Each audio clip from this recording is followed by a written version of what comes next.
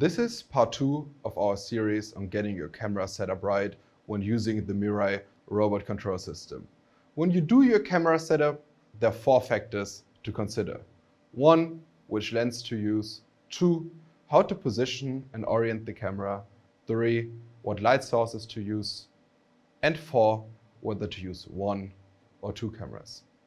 In this video, we go over factor 4. To decide whether to use 1 or 2 cameras, first put yourself in the position of the robot looking at the target object, in this case a beaker. Here we see a live image from the camera's vantage point.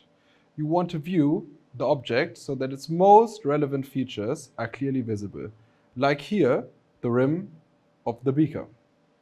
If the task is to grab the beaker's most relevant geometric features for the task need to be clearly visible. Typically, one camera provides enough geometric information to train a MIRAI skill to perform the movement you have in mind. In some circumstances, you need 2 cameras. 2 camera setups are usually necessary for 2 reasons. 1. In some situations, 1 camera isn't enough for MIRAI to determine how far away something is. You may need a second camera to get that additional perspective. 2. You may need a broader view of the work environment. If you can't see the whole work area with 1 camera, you probably need a second camera. Another task where we need 2 cameras is leak detection on coolant tubes on the back of a fridge.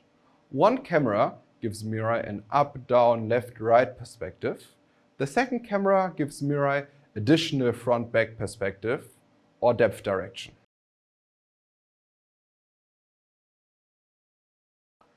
To recap, there are 4 factors to consider when you do your camera setup. 1. Which lens to use. 2. How to position and orient the camera. 3.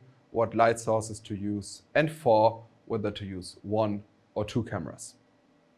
We covered a lot of ground in this series on getting your camera setup right. Should something not be clear, feel free to contact us for support. Thank you for your time.